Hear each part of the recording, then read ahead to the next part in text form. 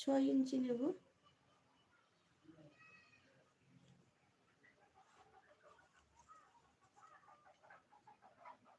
এখানে নেব 2.5 ইঞ্চি। তারপরে এটাকে এইভাবে রাউন্ড করে নেব। রাউন্ড করে দেওয়ার পরে এখান থেকে আমি এবার এখানে খাপের জন্য এখান থেকে 2 ইঞ্চিতে একটা দাগ দেব।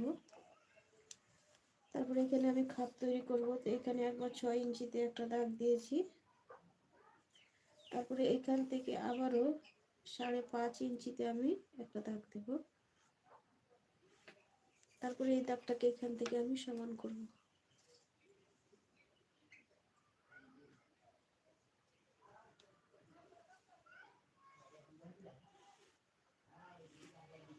সমান করার পরে এখানে খাপ তৈরি করার জন্য ছাতি যা আছে, এখানে ছাতি আছে 32, তাকে 10 দিয়ে ভাগ করব।